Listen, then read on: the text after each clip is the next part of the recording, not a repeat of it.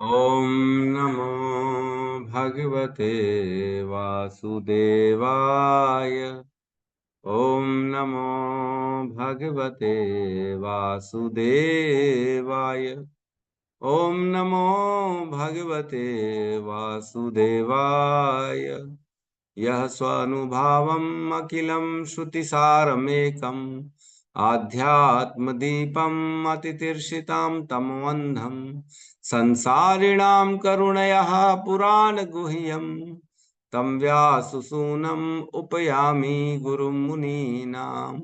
नारायणं नमस्कृत्य नरं चैव नरोत्तमं देवीं सरस्वतीं व्यासं ततो जयमुदीरये।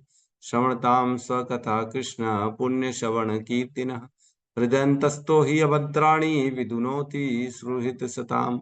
नष्टप्रायेषु भद्रेषु नित्यं भागवत सेवया भगवती उत्तम श्लोके भक्तिर्भवति नैष्टिकी। श्रवतः श्रद्धया नित्यं गृणतश्च स्वचेष्टितं कालेन नातिदीर्घेण भगवान् विशते हृदि। कृष्णाय वासुदेवाय देवकी नंदनाय च नंदगोपकुमाराय गोविंदाय नमो नमः। जय श्री कृष्ण चैतन्य प्रभु नित्यानंद श्री अद्वैत गदाधर श्रीवासादि गौर भक्त वृंद। हरे कृष्णा कृष्णा कृष्णा हरे हरे, हरे राम राम राम हरे हरे। हरे कृष्णा कृष्णा कृष्णा हरे हरे, हरे राम राम राम हरे हरे। हरे कृष्णा कृष्णा कृष्णा हरे हरे, हरे राम राम राम हरे हरे। हरे कृष्णा। सभी भक्तों का स्वागत है प्रातःकालीन श्रीमद् भागवतम के सत्र में। हम लोग अभी अध्याय 19वें में प्रवेश कर चुके हैं। श्रील सुखदेव गोस्वामी का प्राकट्य, जिसमें हमने शुरू के 2 श्लोकों को पहले ही ले लिया है, पहला और दूसरा। पहले श्लोक में हमने पढ़ा, श्री सूत गोस्वामी ने कहा, घर लौटते हुए राजा महाराज परीक्षित ने अनुभव किया कि उन्होंने निर्दोष तथा शक्तिमान ब्राह्मण के प्रति अत्यंत जघन्य तथा अशिष्ट व्यवहार किया है। फलस्वरूप वे अत्यंत उद्विग्न थे। तो उनको रियलाइज हो चुका था कि मैंने बहुत गलत काम कर लिया है, और वो जो है बहुत शक्तिशाली ब्राह्मण है और निर्दोष है। एक्चुअल में जो मेरे मन में हृदय में था कि वो मेरा अपमान कर रहा है, वो बहाना बनाकर आंख बंद कर कर जो है ना चालाकी कर रहा है मेरा स्वागत नहीं करने के चक्कर में, तो ऐसा नहीं है। वो सचमुच में ध्यान मुद्रा में थे, और वो जो है मेरे से बहुत बड़ी गलती हो गई है जो मैंने उनका अपमान कर दिया। फिर कहते हैं अगले श्लोक में, राजा परीक्षित ने सोचा, ये सोच रहे हैं ना राजा परीक्षित, श्री भगवान के आदेशों की अवहेलना करने से मुझे आशंका है कि निश्चित रूप से निकट भविष्य में मेरे ऊपर कोई संकट आने वाला है। अब मैं बिना झिझक के कामना करता हूं कि वह संकट अभी आ जाए, क्योंकि इस प्रकार मैं पाप कर्म से मुक्त हो जाऊंगा और फिर ऐसा अपराध नहीं करूंगा। अब उनको अपने अपमान पे पुख्ता हो गए कि मैंने वाकई में बहुत बड़ी गलती कर। और कर्म का विधान तो है ही है, जो सबको आता ही है, सबके पास। जो जस कर ही तस फल चाखा चाखा, जो जैसा करेगा उसको वैसा भोगना ही पड़ेगा। इसमें निश्चित है, इसमें कोई भी किंतु परंतु नहीं है। कर्म का फल सबके ऊपर लागू होता है, कोई कैसा भी क्यों नहीं। अवश्य में भोक्तव्यम कृतम कर्म शुभाशुभम न शीयते भुक्ते कर्म कल्प कोटि शतैरपि। एक कल्प कोटि, कोटि मीन्स 1000, कल्प कोटि 1000 कल्पों तक, शतैरपि 1000 इंटू 100 शत, मतलब 1,00,000 कल्प तक भी कर्म वेट करता है कि 1,00,000 कल्प के बाद भी मैं इसको असर करूंगा। 1,00,000 कल्प, ब्रह्मा जी के एक जीवन में, एक दिन में एक कल्प होता है, 300 दिनों का एक साल, और ऐसे ब्रह्मा जी के 100 साल। तो मेरे को लगता है ब्रह्मा जी के एक आयु में भी 1,00,000 कल्प नहीं होंगे। मेरे को ऐसा लगता है, कैलकुलेटर है तो कोई कर सकता है ना। ब्रह्मा जी की आयु मतलब 300 दिन हो गए एक साल में, और ऐसे 100 तो 300 है ना, मतलब 30,000 कल्प हो गए एक ब्रह्मा जी की आयु। बेसिकली देखा जाए तो 30,000 कल्प हो गए एक ब्रह्मा जी की आयु में।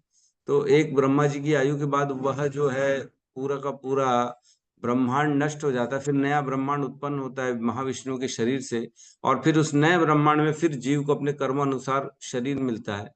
तो मेरे को लगता है ऐसे 3 ब्रह्मा चले जाएंगे 1 लाख कल्प में, तो भी कर्म का विधान खत्म नहीं होता। सोचो, 3 बार ब्रह्मांड नष्ट हो चुका है, इतनी आयु जा चुकी है, फिर भी मैंने जो कर्म किया था 3 ब्रह्मांड पहले, वह कर्म आज भी मेरे को लगेगा। वेट करता है, कर्म कभी खत्म नहीं होता। बहुत बड़ी बात है ये। आदमी तो अपने कर्मों को 2 5 10 दिन में ही भूल जाता है, कुछ वर्षों में तो सब कुछ खत्म हो जाता है, स्मृतियां भी खत्म हो जाती, कुछ याद नहीं रहता। अब तो इतना समय हो गया, 3 ब्रह्मांड नष्ट हो गए, फिर भी कर्म एज इट इज खड़ा हुआ है हमारे ऊपर। तो ये बहुत बड़ी बात है।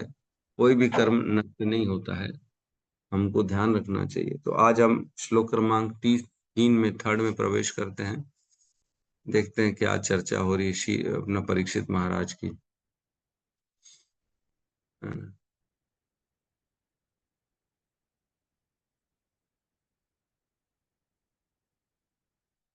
क्लियर है?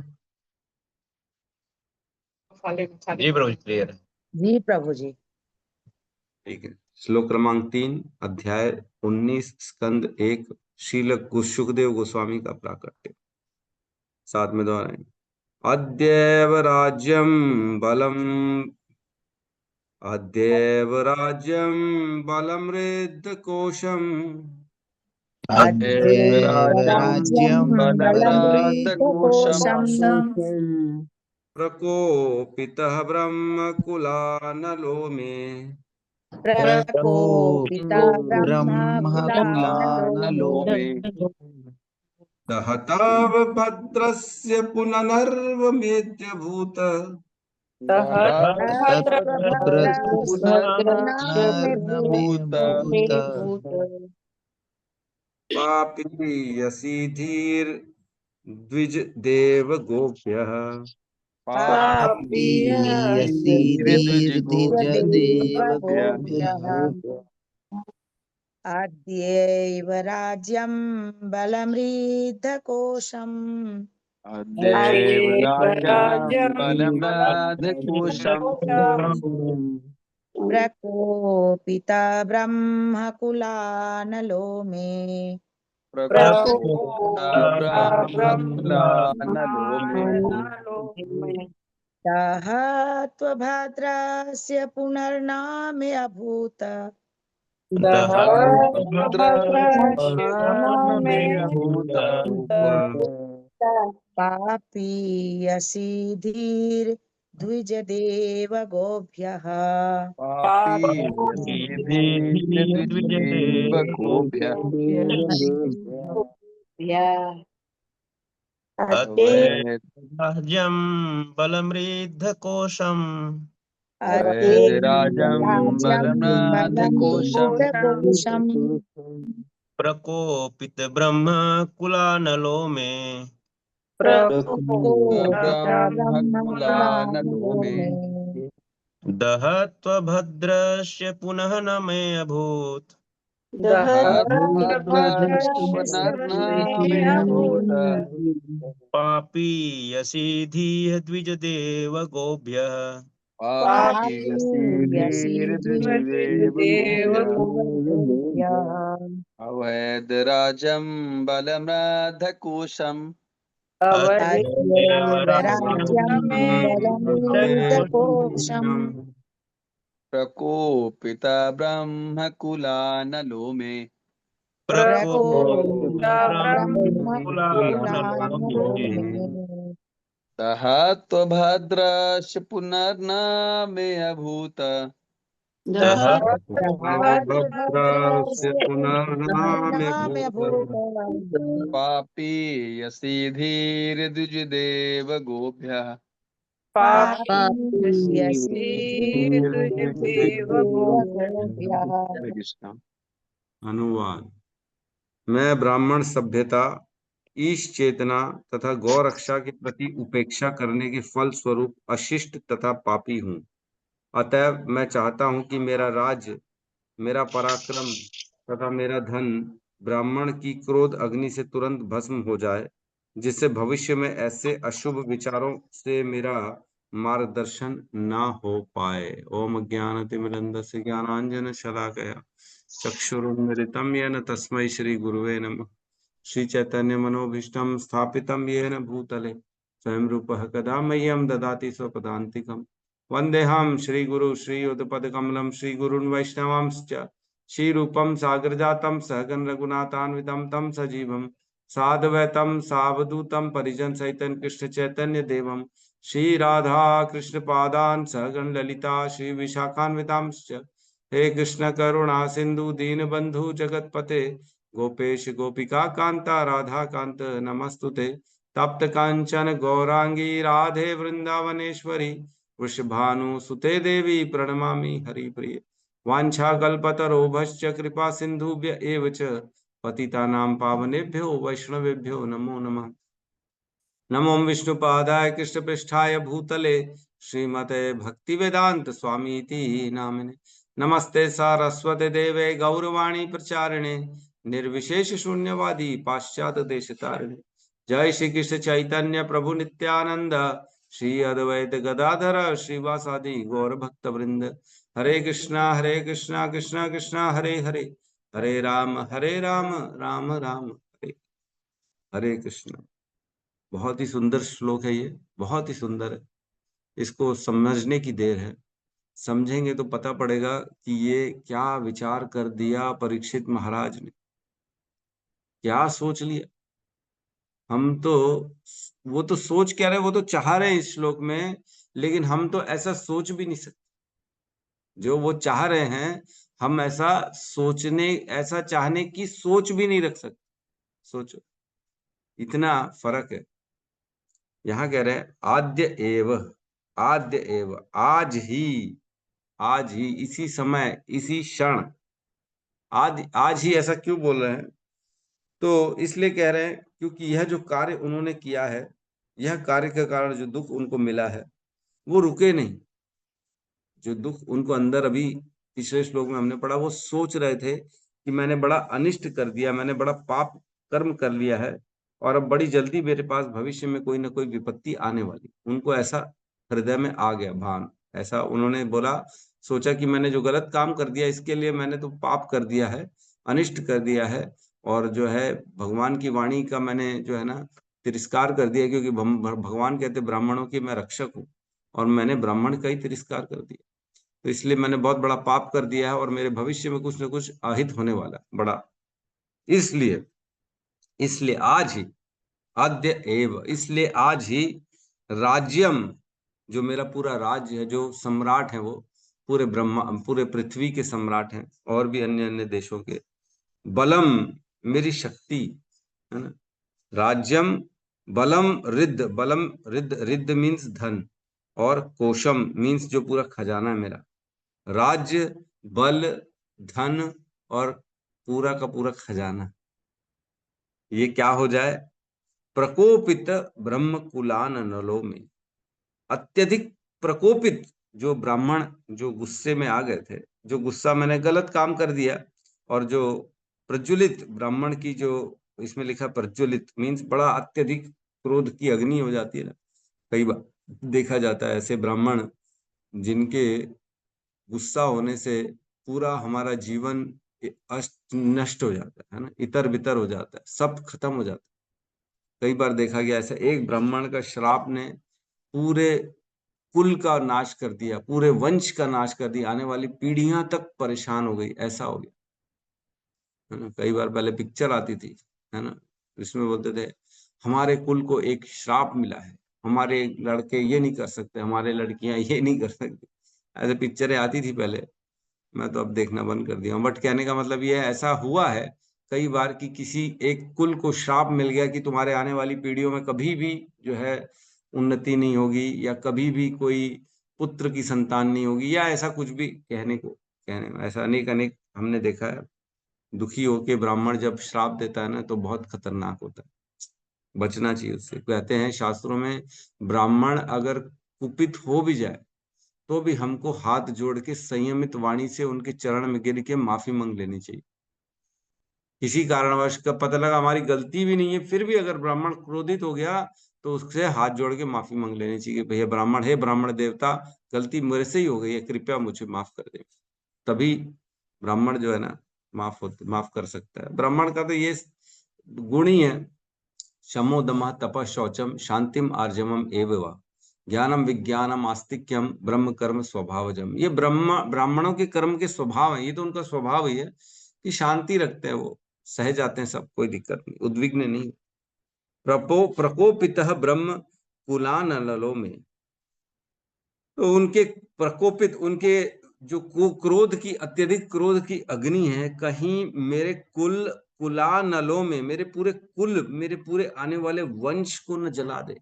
उनकी इतनी क्रोध की अग्नि जो है मुझ तक ठीक है, लेकिन आने वाली पीढ़ी क्यों सहन करे उनके क्रोध की अग्नि।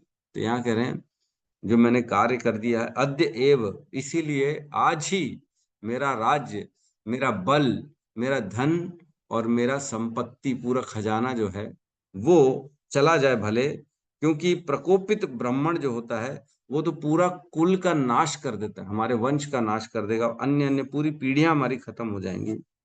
और क्या करें, दहता दहत दहत्व भद्रस्य, दहन हो जाए, क्या दहन हो जाए, मेरा राज्य, मेरा धन, मेरा संपत्ति और मेरा बल, ये सारा खत्म हो जाए, दहन हो जाए, मतलब अग्नि में जल जाए भले, कोई प्रॉब्लम नहीं है।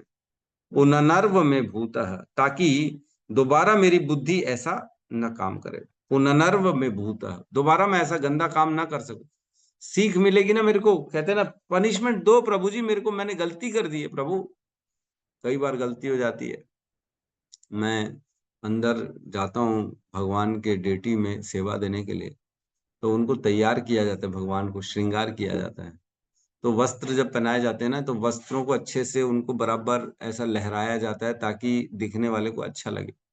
तो जब वस्त्रों को लहराया जाता है ना, तो उसमें पिन्स बहुत सारी लगाई जाती है ना, पिन, ऑल पिन होती है ना, ऑल पिन बड़ी वाली, तो उसको लगाया जाता है कि वो सेट रहे, हिले ना। तो जब पिन लगाते हैं ना, तो मैं बड़ा डरता हूँ।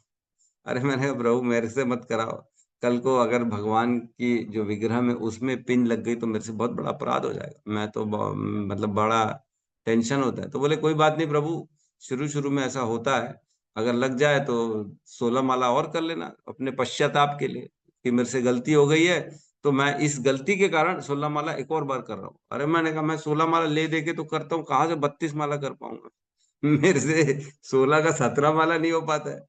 एकादशी होती है, वहां महाराज जी का आदेश है कि 25 माला करो, तो मैं 16 की 17 नहीं कर पाता हूँ। मैं बड़ा मुश्किल में रहता हूँ माला के मामले में मैं थोड़ा वीक पड़ जाता हूँ माला के मामले में। कहने का मतलब है कि जब पता रहता है कि मेरे से बहुत बड़ी गलती हो गई है ना, तो बहुत बड़ी गलती है, तो उसका पश्चाताप होता है व्यक्ति को कि मैंने बहुत बड़ी गलती कर दी है, मेरे से ऐसी गलती नहीं होनी चाहिए। तो यहाँ कहना है दहत्वस्य भद्रस्य, मेरे से जो गलती हो गई इस कारण दहन हो जाए, मेरा पूरा धन खत्म हो जाए, राज्य खत्म हो जाए, बल खत्म हो जाए, मेरी शक्तियां पूरी की पूरी क्षीण हो जाए, मैंने जो काम किया। दहतस्य भद्रस्य, दहत्व भद्रस्य पुनर्नर्व में भूत, ताकि दोबारा मेरी ऐसी बुद्धि ना हो, ताकि दोबारा मैं, एक पनिशमेंट मिलेगा तभी सीख मिलती है कि नहीं, पनिशमेंट मिलता है बच्चे को तो सीख मिलती है। और जब बच्चे को मुर्गा बनाया जाता है, हमारे सुमित प्रभु तो टीचर हैं ही हैं स्कूल में, बच्चों को पनिशमेंट देते ही होंगे गलती करते हैं बच्चे तो हैंड रेस करो, go out of the class, come on, बाहर निकाल देते हैं लोग बच्चों को, क्योंकि तुमने गलती करी, पनिशमेंट मिलेगा तभी तुम सुधरोगे, तभी अगली बार दोबारा ऐसा काम ना करोगे।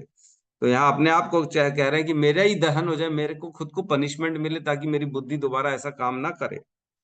पापीयसी, मेरी पापी बुद्धि जो है, पापीयसी धीर द्विज देव गोभ्य, मीन्स ब्राह्मण, धीर जो ब्राह्मण है, बड़ा संयमित ब्राह्मण है, देव, देव मीन्स भगवान के योग्य, जो धीरवान है ब्राह्मण, और देव भगवान जो है, और गोप, देव गोप्य मीन्स जो गाय हैं, उनके प्रति मेरी ऐसी बुद्धि कभी ना हो, ऐसी पापमयी बुद्धि कभी भी मेरी ब्राह्मणों के प्रति, भगवान के प्रति और गायों के प्रति ना हो। तो सोचो, देखो उन्होंने अपराध तो किया ब्राह्मण के प्रति, लेकिन अब कह रहे हैं, जब पश्चाताप की बारी आई तो कह रहे हैं कि नहीं नहीं, ब्राह्मण, गाय और भगवान तीनों के प्रति ऐसी कभी मेरी बुद्धि ना हो। मैंने एक गलती तो कर दी ब्राह्मण के प्रति, लेकिन बुद्धि कभी भी ऐसी होनी ही नहीं चाहिए। मतलब सोचो कई बार ऐसा होता है ना, हम एक गलती कर देते हैं तो उससे सीख मिलती है कि अरे भैया ये तो ठीक है, इसके साथ ये भी मत करना, वो भी मत करना, वो भी मत करना, सब एक ही समान है कि नहीं? कई बार हम देखते हैं घर के प्रति, जैसे कोई एक भाई है, बड़ा भाई है, उसके प्रति गलती हो जाए, है, तो जब उसको पश्चाताप होता है और बोलता है तो भाई के प्रति तो मैंने गलती कर दी, भाई के प्रति कभी ऐसा करूंगा ही नहीं, ना चाचा के प्रति करूंगा, ना बड़े पापा के प्रति करूंगा, ना मम्मी की तरफ करूंगा, ना बड़ी दीदी की तरफ करूंगा, है ना? तो एक से करने से सबके प्रति सीख मिल जाती है कि किसी और के प्रति भी ऐसा हम गलत काम ना करेंगे। तो यहाँ पे कह रहे हैं कि मैंने एक ब्राह्मण के प्रति ऐसा गलत कार्य कर लिया, अब मेरे को सीख मिल गई, न ब्राह्मणों के प्रति करूंगा, न गाय के प्रति करूंगा, न भगवान के प्रति ऐसी बहुत बड़ी गलती नहीं करूंगा। तो यहाँ पे परीक्षित महाराज अपने आप को सोचो, कह रहे हैं कि मेरा पूरा राज्य, बल, खजाना, धन नष्ट हो जाए, ऐसा वो चाह रहे हैं। क्या हम ऐसा सोच भी सकते हैं? कोई वैष्णव के प्रति अपराध हो जाए तो भगवान से विनती, अरे भगवान मेरे से बहुत बड़ी गलती हो गई, मुझे कंगला बना दो, मेरा धन खत्म कर दो, मेरे को नहीं चाहिए ऐसा धन। हम ऐसा सोचते हैं कभी? अरे नहीं, बोले प्रभु माफ कर देना, गलती हो गई, धन वन कम मत कर देना मेरा, मैं कहाँ जाऊंगा। है, किसी भी परिस्थिति में मेरा बल खत्म नहीं होना चाहिए, मेरी शक्तियां कम नहीं होनी चाहिए, जो बोलोगे मैं सब करूंगा, लेकिन ये तो कम से कम होना ही चाहिए, और बढ़ा दो बल्कि। तो आदमी कभी भी अपने गर्व करता है अपनी चीजों पर, लेकिन यहाँ राज्य परीक्षित महाराज जो पूरे पृथ्वी के सम्राट है, महाभागवत हैं, वो क्या कह रहे हैं कि जो है मेरा बल खत्म हो जाए, मेरी शक्ति खत्म हो जाए, मेरा धन खत्म हो जाए, मेरा खजाना खत्म हो जाए, इतनी बड़ी जो है वो अपनी भगवान से विनती कर रहे हैं। तो इसमें लिखा है तात्पर्य में कि कलयुग का जो लक्षण है, इसमें लिखा है कलयुग का लक्ष्य जीवन के उच्च आदर्शों को विनष्ट करना है। और यद्यपि महाराज परीक्षित ने संसार के अंदर कली के वर्चस्व का बलपूर्वक प्रतिरोध किया, किंतु कली का प्रभाव उपयुक्त समय में प्रकट हुआ, जिससे महाराज परीक्षित जैसे प्रबल राजा से भूख तथा प्यास की थोड़ी सी उत्तेजना के कारण ब्राह्मण संस्कृति की अवमानना हो गई। तो कलयुग का ये लक्ष्य था। कलयुग का लक्ष्य क्या है? कि जीवन के उच्च आदर्शों को विनष्ट करना। जीवन के जो भी उच्च आदर्श होते हैं, जो भी शास्त्र हमें बताते हैं, चाहे गुरु के माध्यम से, चाहे परिवार के माध्यम से, जो भी हमने आदर्शों को स्थापित किया है, वह सारे के सारे आदर्शों को विनष्ट करना, ये कलयुग का लक्ष्य। हर किसी के जीवन में कलयुग का काम ही यही है, जो भी हमारे जीवन में अच्छा हम कर रहे हैं उससे हमको दूर ले जाना। और लास्ट पैराग्राफ बड़ा इंपॉर्टेंट, उसमें कहते हैं जहां कहीं संपत्ति तथा शक्ति का सदुपयोग ब्राह्मण संस्कृति, ईश चेतना तथा गौ रक्षा के उत्थान के लिए नहीं होता, वह राज्य तथा वह घर निश्चित रूप से विनष्ट हो जाता है। तो जो भी व्यक्ति अपनी संपत्ति तथा शक्ति का सदुपयोग नहीं करता, जो केवल अपनी इंद्रिय तृप्ति में लगा रहता है, उसके साथ बड़ी मुश्किल है। और वो जो है अपना विनष्ट हो जाता है, धीरे धीरे धीरे धीरे इंद्रिय तृप्ति करते करते करते करते सारे सद्गुण उसके खत्म हो जाएंगे। और कलयुग का ये तो काम ही है कि उसको भटकाना और उसको गंदे कामों में लिप्त करना।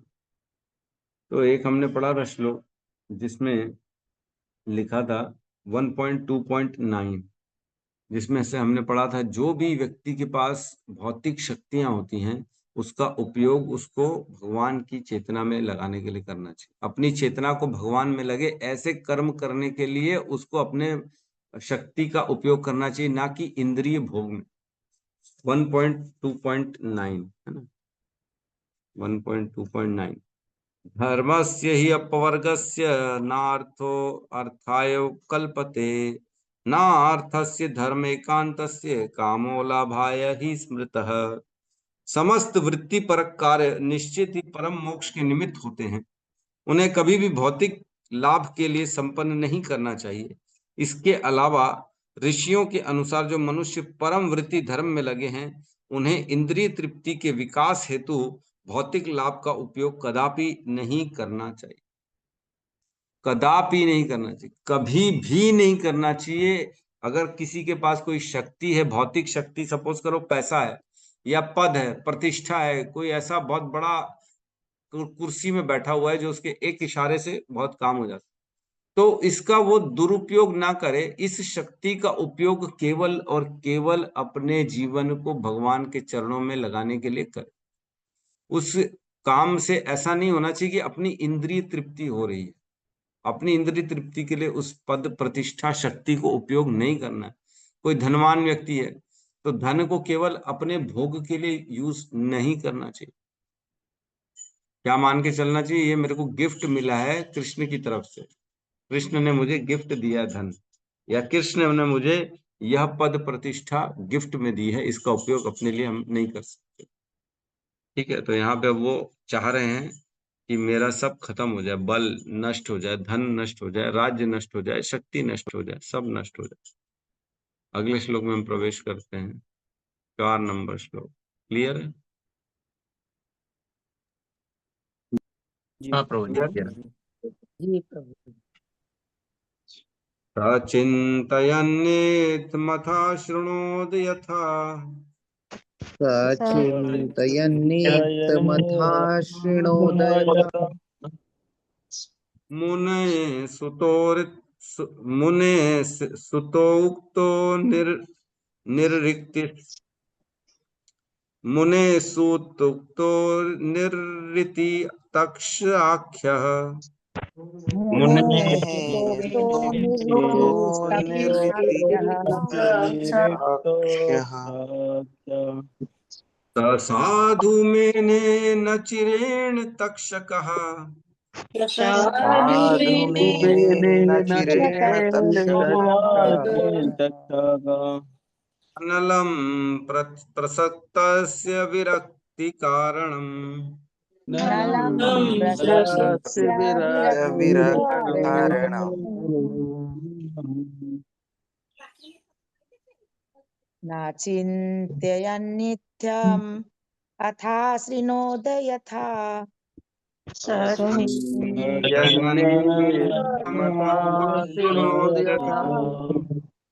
मुने सुतोक्तो निरितिस्तक्षकाख्यः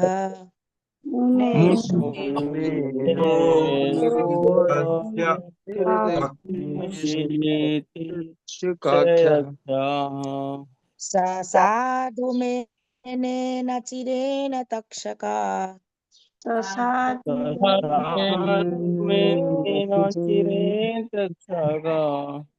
नलं प्रसक्तस्य विरक्ति कारणम्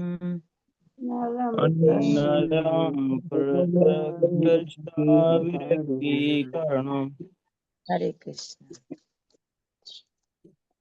सचिन्तयन्नेतमथा शृणोद यथा न चिन्तयन्नित्यमथा शृणोद यथा मुनेः सूतोक्तो निरतिस्तथा आख्यः मुने सुतोक्तो निरतिच्छकाख्यः स साधु मेनेन चिरेण तक्षक साधु साधु मेनेन मेनेन चिरेण तक्षका अनलं प्रसक्तस्य विरक्ति कारणम् नलं प्रसक्तस्य विरक्तिकारणम् चिन्तयन्नित्थं यथा शृणोति यथा मथा शृणोदया यथा मुने सुतोतो निरितस्तक्षकाख्या मुने सुतोक्तो निरतिस्तक्षकाख्यः स साधु मेनेन चिरेण तक्षकः साधु मेनेन मेनेन चिरेण चिरेण तक्षका तक्षका अनलं प्रचत्तस्य विरक्ति कारणम् अनलं प्रसक्तास्य प्रसक्तस्य विरक्तिकारणम् विरक्तिकारणम् अनुवाद। जब राजा इस प्रकार पश्चाताप कर रहे थे तब उन्हें अपनी आसन्न मृत्यु का समाचार प्राप्त हुआ, जो मुनि पुत्र द्वारा दिए गए शाप के अनुसार सर्प पक्षी के काटने से होनी थी। राजा ने इसे शुभ समाचार के रूप में ग्रहण किया, क्योंकि इससे उन्हें संसारिकता के प्रति विराग उत्पन्न होगा। अरे बोल, क्या बात है। यहाँ श्लोक में कह रहे हैं अब उनके पास समाचार भी आ गया ना। अभी तक तो क्या हो रहा था, उनके अपने अंदर ही मन ही मन सब ख्याल चल रहे थे कि मैंने गलत कर दिया, तो मेरे को बहुत निकट भविष्य में मेरे साथ कुछ न कुछ अनिष्ट होने वाला है। और मैंने इतना गर्हित कर्म कर दिया कि मैंने एक ब्राह्मण का अपमान कर दिया, जो बहुत बड़ा पाप है। तो इसके कारण क्या होना चाहिए, मेरे को आज ही ऐसा दंड दो भगवान, ताकि मेरी बुद्धि ऐसी ना हो, अब दोबारा ऐसा गलत काम ना करूं। आज ही दंड दो, इतना अत्यधिक दंड दो कि मेरा राज्य चला जाए, धन चला जाए, शक्ति चला जाए, ऐश्वर्य चला जाए। ऐसा कर दो मेरे साथ भगवान। तो ऐसा सोच ही रहे थे। स स मीन्स उन्होंने, राजा ने जब ऐसा चिंतन कर रहे थे, कैसा, जैसे पिछले श्लोक में वर्णन हुआ, ऐसा चिंतन कर रहे थे, चिंतन इत्थम, तब क्या हुआ, इस प्रकार, आगे क्या हुआ, इत्थम अथ अश्रुणोत यथा। अथ मीन्स अब सुना उन्होंने, अथ मीन्स अब सुना, अश्रुणोत मीन्स अब सुना, यथा, यथा मतलब जिस प्रकार,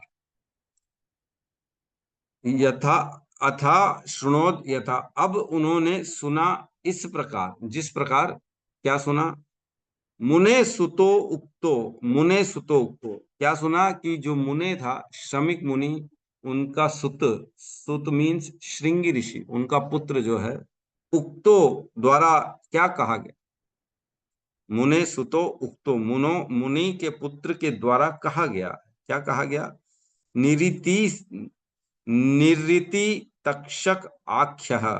निरीति मीन्स उनकी मृत्यु के बारे में, जो कि तक्षक सांप के द्वारा होने वाली है, इस विषय के बारे में उन्होंने सुना, जो कि श्राप दिया गया है शमिक ऋषि के पुत्र के द्वारा। इस पूरे के पूरे व्याख्या को उन्होंने सुना, जब वो आगे इस प्रकार सोच रहे थे, जब जा रहे थे वापस, तब, है ना। श्रृणोद यथा, पूरा का पूरा प्रकरण जिस प्रकार हुआ, उसी सेम टू सेम उसी प्रकार उनको सारा कुछ सुनाया गया, है ना। और क्या कहें, स साधु मैंने, स साधु मैंने, यहाँ पे इसका अर्थ यह है कि स मीन्स राजा परीक्षित ने, साधु मैंने, इस घटना को, इस जो मृत्यु के बारे में उन्होंने, श्राप के बारे में जो सुना, उसको साधु मैंने मीन्स उसको उन्होंने बहुत अच्छे से स्वीकार किया, उसको अपने शुभ समाचार के रूप में स्वीकार किया। सोचो, मेरी किसी की मृत्यु होने वाली है, उसको डॉक्टर बोले अरे तुम बस 5 दिन में मरने वाले, तुम्हारे पास समय नहीं है, तो वो क्या शुभ समाचार लेगा इसको, अरे वाह प्रभु, थैंक यू, बधाई हो, आपने तो बहुत अच्छा मुझे को समाचार दिया, मंगल है तो मेरा, ऐसे कौन सोचता है। तो यहाँ कह रहे हैं स साधु मैंने, उन्होंने विचार किया कि ये तो बहुत शुभ समाचार है, मेरी 7 दिन में मृत्यु होने वाली है, ये इससे अच्छा और क्या हो सकता है।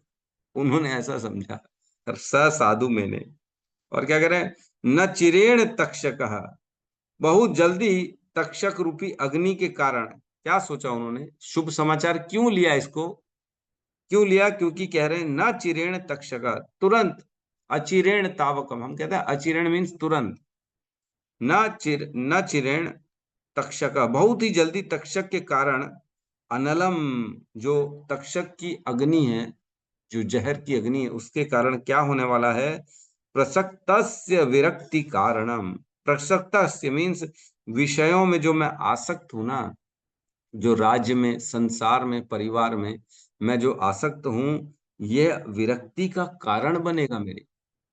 यह तक्षक रूपी मृत्यु जो है, जो तक्षक रूपी अग्नि है, वह मेरे विरक्ति का कारण बनेगा, इसीलिए उन्होंने इस समाचार को ससाधु मैंने बड़ा शुभ और मंगलमय के रूप में स्वीकार किया। सोचो, राजा परीक्षित अपने मृत्यु के श्राप को ऐसा हर्षित होकर स्वीकार करें, खुश होकर, प्रसन्न होकर कि वाह वाह वाह, thank you thank you thank you, आपने तो बहुत बड़ा काम कर दिया, हमारा हमारा तो काम ही सॉल्व कर दिया आधा से ज्यादा। तो शमिक ऋषि ऋषि द्वारा, जो शमिक ऋषि का एक और शिष्य था, उसका नाम था गौरमुख। गौरमुख नामक ब्राह्मण जो था, वह भेजा गया था राजा शमीक के द्वारा राजा परीक्षित को सुनाने के लिए कि किस प्रकार घटना हुई। तो शमीक ऋषि ने यह संदेश भेजा राजा के पास, खुद नहीं गए, न श्रृंगी को भेजा, एक दूसरे तीसरे व्यक्ति को भेजा जो भी उनका शिष्य था गौरमुख नाम का, उसको भेजा, ताकि वह पूरा संदेश एज इट इज राजा परीक्षित को बता सके कि उनकी मृत्यु 7 दिन में होने वाली है, और कैसे कैसे क्या घटना हुआ, क्यों दिया गया, कैसे श्रृंगी ऋषि द्वारा श्राप दिया गया, ये सारी का सारा वर्णन उस गौरमुख ने राजा परीक्षित को दे दिया। तो इसमें कह रहे हैं जो राजा परीक्षित है ना, वह इस घटना को बड़ा शुभ समाचार मानता है। जैसे हम नारद जी के केस में पढ़ते हैं, नारद जी पिछले जीवन में एक दासी के पुत्र थे, जो एक अपनी माता से आसक्त थे, है ना। माता से उनको बड़ा प्रेम था, क्योंकि एक ही माँ और एक ही बच्चा, और कोई था ही नहीं, वही पालती थी और ये बस उन्हीं के साथ रहता था, तो उन्हीं में आसक्त था। लेकिन जब उसको मर गई उसकी माँ सांप के काटने के द्वारा, तब नारद जी बिल्कुल भी उद्विग्न नहीं हुए। उन्होंने क्या सोचा, ये कृष्ण की इच्छा है, जो हुआ अच्छा हुआ, है ना। और वो क्या कर ले, वो आगे जंगलों की ओर बढ़ गए, ताकि जो है उनका भक्ति का जीवन स्टार्ट हो सके। तो वहां पे भी भगवान ने क्या किया, अपने भक्त को अपने पास बुलाने के लिए उसके जीवन में बहुत बड़ा जो है उसको तकलीफ दे दी, उसकी माता को छीन लिया, है कि नहीं, उनकी माँ को ही मार डाला। नारद जी की माँ को खत्म कर डाला भगवान। कोई अगर सोचेगा अरे भगवान है क्या है, ये क्या तमाशा है, इतना माँ को, कोई छोटे से बच्चे की मम्मी को मार देता है, बेचारा अकेला बच्चा कहाँ जाएगा। भगवान भी बड़ा निर्दयी है, ऐसा करता है, बाप रे बाप। लेकिन देखा जाए तो अगर उसकी माँ नहीं मरती तो वह भक्ति कैसे करता, भगवान की प्राप्ति कैसे करता, नारद स्वयं नारद जी कैसे बनते अगर उनकी माता उनके साथ आखिरी तक रहती। तो वो तो माँ में ही आसक्त रहते, भक्ति तपस्या कहाँ कर पाते। तो वैसे ही राजा परीक्षित को इस संसार से विरक्त करने के लिए, अपने घर परिवार राज्य सम्राट जो थे, इन सब ऐश्वर्य भोगों से दूर करने के लिए भगवान ने क्या किया, उनके जीवन में ये श्राप के रूप में प्रवेश किए तक्षक को, और ताकि वह इन सब से विरक्त हो, अब भागवतम का उदय हो, उसके जीवन में मंगल ही मंगल हो, और वो मेरे धाम तक आ सके, ये भगवान की प्लानिंग होती है। और व्यक्ति छोटे से पार्ट को केवल देखेगा ना, तो सोचेगा बहुत गलत हुआ परीक्षित महाराज के साथ, मालूम, बताओ कोई गलती भी नहीं थी फिर भी मृत्यु दंड, इतना बड़ा दंड, ये क्या तरीका है, हे भगवान। तो शमीक ऋषि अपने बालक द्वारा शाप के बारे में सुनकर निरंतर चिंतन करते हुए श्रृंगी को फटकार तथा श्राप का प्रतिकार न मिले, तो यह मैसेज राजा तक पहुंचा। बेसिकली जब उन्होंने चिंतन किया शमीक ऋषि ने कि मेरे पुत्र ने श्राप दिया है, तो क्या इसको मैं तोड़ सकता हूँ, किसी भी तरह से इसका विफल कर सकता हूँ क्या। जब उन्होंने देखा कि मैं, मेरे द्वारा नहीं हो पा रहा ये सारी चीजें, क्योंकि ब्राह्मण की वाणी, बड़ा हमने पढ़ा था, तेजस्वी ब्राह्मण था, शक्तिशाली ब्राह्मण था, तो उसके वचनों में इतना ज्यादा शक्ति थी कि उसको काटने का कोई समाधान नहीं दिख पा रहा था शमीक ऋषि को। इसलिए उन्होंने ये मैसेज भिजवा दिया राजा को। तो राजा परीक्षित जब मैसेज सुन लिए, तो राजा परीक्षित के हृदय में आया कि मैं जाके एक बार शमीक ऋषि का एक बार माफी मांग लेता हूँ जाके। उनको आया हृदय में, लेकिन फिर वो गए नहीं मांगने माफी। क्यों नहीं मांगने गए, क्योंकि उनको लगा कि अगर मैं माफी मांगने जाऊंगा तो शमीक ऋषि बेचारे वो शर्मिंदा हो जाएंगे, इसलिए वो माफी भी नहीं मांगने। सोचो, शमीक मुनि स्वयं भी नहीं गए, अपने एक दूसरे शिष्य को भेजा, क्योंकि उनको लज्जा आ रही थी कि मैं, मेरे पुत्र के द्वारा इतनी बड़ा गलत अहित हो गया है, मैं कैसे फेस करूंगा राजा को। और राजा स्वयं भी वापस शमीक मुनि के पास नहीं जा रहे थे, क्योंकि मेरे से इतना बड़ा अपराध हो गया है, मैं किस मुंह से जाके माफी मांगूंगा कि मैंने उनके गले में सांप को लटका दिया। तो एक बार की बात है, व्यक्ति एक्चुअल में ना अपनी चीजों को छोड़ ही नहीं पाता, धन संपत्ति, अहम ममेति, अपना जो ये भाव है मैं मेरा, ये छोड़ ही नहीं पाता। एक बार की बात है, हिज होलीनेस राधानाथ स्वामी महाराज जो है फॉरेन में प्रीचिंग कर रहे थे, बहुत प्रीचिंग, जबरदस्त ताबड़तोड़ प्रीचिंग चल रही थी। तो अचानक से एक दिन उनके पास आदेश आया कि you have to go to Bombay now. उनको मैसेज मिला अब तुम्हारा बॉम्बे जाने का समय आ गया। तो उनके हृदय में लगा कि अरे मैं तो इतना प्रचार कर रहा हूँ, लोग कितने सारे जुड़ गए मेरे साथ, यहाँ पे बढ़िया चल रहा है, सब सिस्टम अच्छा वाह वाह चल रहा है, अचानक भयानक सब टूट जाएगा, मैं छोड़ दूंगा तो कैसे कैसे काम चलेगा। फिर जब चिंतन कर रहे थे तो उनके हृदय में आया कि हे भगवान, आदेश तो आया है, आदेश का पालन तो करना ही है मेरे को। आप मेरी स्मृति ऐसी बना दो कि मेरे को ये लगे कि मैंने कुछ भी नहीं किया। ये जो प्रचार हो रहा है, जो मेरे साथ फॉलोवर जुड़े हुए हैं, वो मेरे द्वारा कुछ नहीं किए गए हैं, मैंने कुछ भी नहीं किया इनको बनाने के लिए। आप ऐसे मेरे हृदय में ऐसी भावना को प्रकट कर दो। तो सोचो भगवान को किस तरह की विनती की जाती है कि ऐसी भावना बना दो मेरे अंदर कि मैंने कुछ भी नहीं किया, ये संसार मेरा नहीं, ये परिवार मेरा नहीं है, आसक्ति अपनी कटे। ऐसा हमको प्रार्थना करनी चाहिए भगवान से, क्योंकि मेरा वाकई में कुछ नहीं, हमारा है क्या इस संसार में। तो इससे यहाँ पे क्या चीज समझने की है, सीखने की है। देखो, एक अचानक से एक बहुत बड़ा राजा, पूरे चक्रवर्ती सम्राट है, अचानक से उसका जीवन पलट गया। यही होता है ना हमारे साथ भी, हम भी देखते कभी कभी बढ़िया जीवन चल रहा है प्रभु, अचानक से नौकरी चली गई या कुछ हो गया, घर में लड़ाई हो गई, जो भी है, अचानक से एकदम बदल जाता है सब, बड़ा आदमी दुखी हो जाता है। तो हमको क्या सीखना है यहाँ पे कि भगवान जो होता है ना, हमारे जीवन में तरह तरह की सिचुएशंस क्रिएट कर देते हैं, अलग अलग प्रकार की।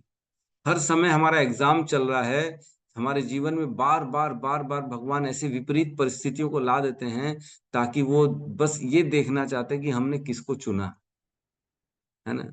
कई लोग दारू चुन चुन लेते हैं, कई लोग आत्महत्या को चुन लेते हैं, कई लोग ऐसा चुन लेते हैं कि छोड़ छाड़ के चलो भागो यहाँ से, एकदम डिप्रेशन में चले जाएंगे, अपने हाथ काटना चालू कर देंगे, ये करेंगे। लेकिन ये तो केवल और केवल एग्जाम है भगवान के द्वारा, वो देखना चाहते हैं कि तुम्हारी बुद्धि, तुम्हारा मन, तुम हो कहाँ, तुम्हारी स्थिति क्या है। जो एग्जाम की तैयारी नहीं करेगा, उसको एग्जाम के पहले कैसा लगेगा, जब पेपर आएगा तब परेशान हो जाएगा, वो एग्जाम दे ही नहीं पाएगा, उसको डर लगेगा, फेल होने का डर लगेगा। लेकिन जिसने तैयारी करी एग्जाम की, उसको क्या डर, वो तो बोलेगा ना जो आना है आजा, मैंने सब पढ़ा हुआ है।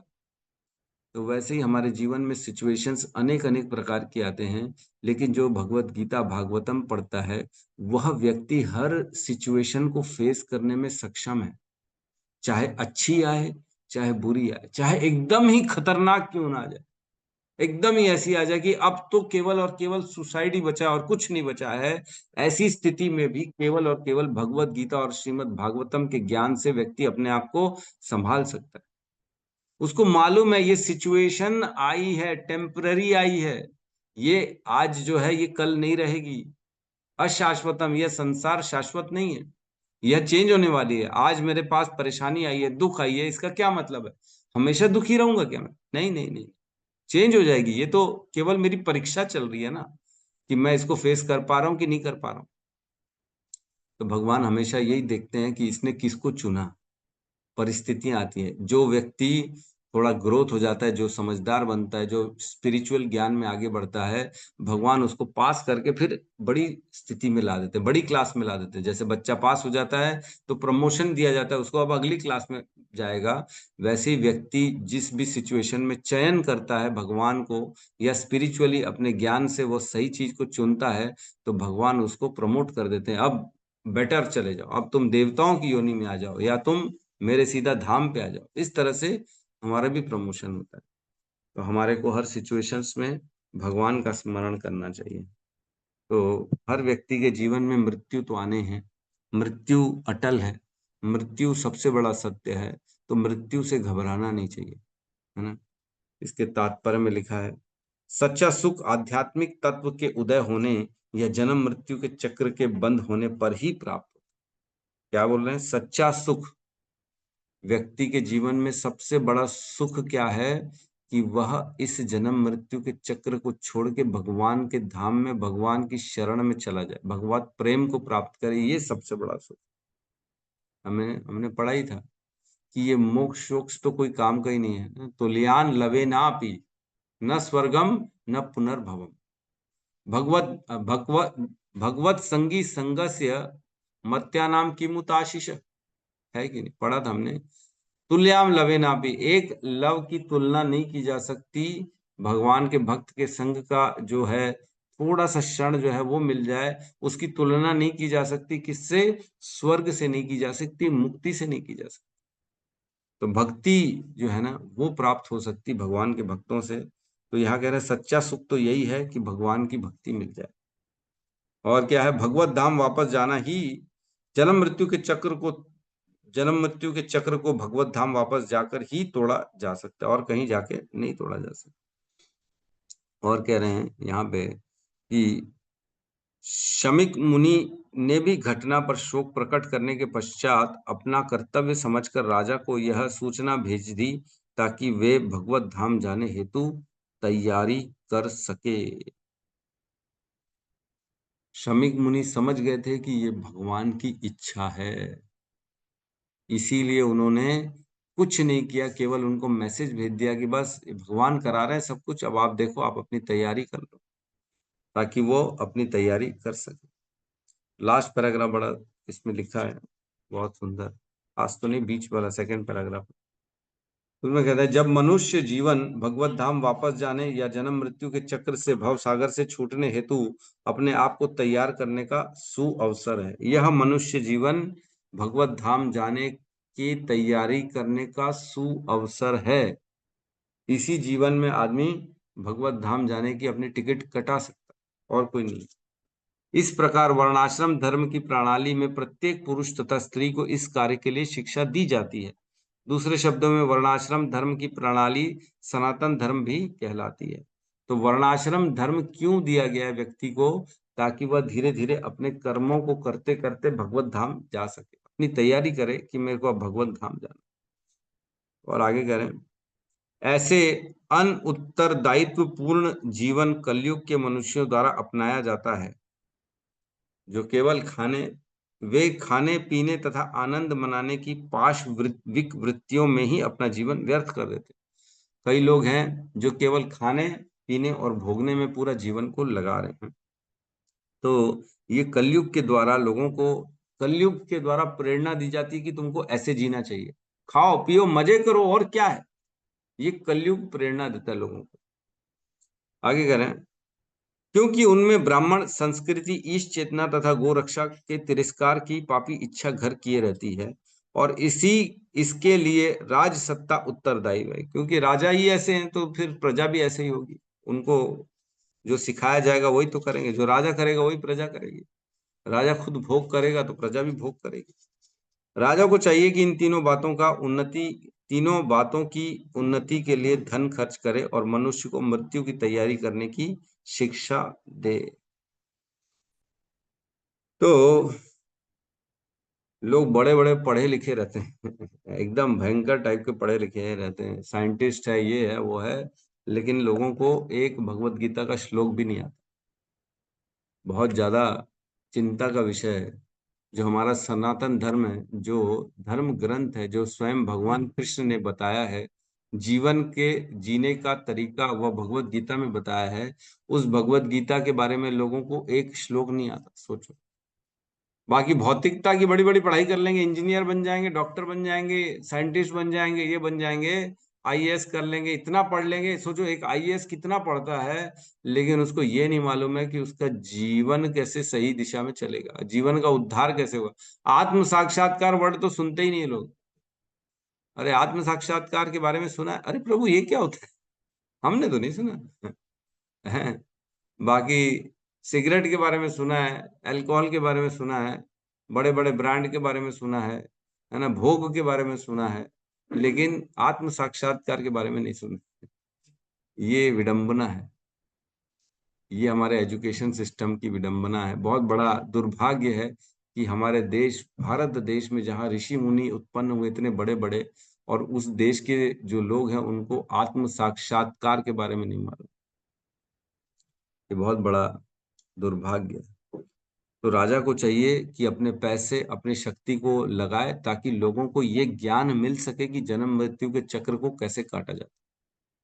तो राजा मीन्स जो उस राज्य चला रहा है, जैसे हमारे यहाँ के सीएम, पीएम, इनका दायित्व है कि पूरी प्रजा को ये नॉलेज मिले भगवत गीता का, भागवतम का, ताकि वो अपने जीवन का उद्धार कर सके। ठीक है, तो यहाँ पे किसी का प्रश्न है तो हम ले सकते हैं।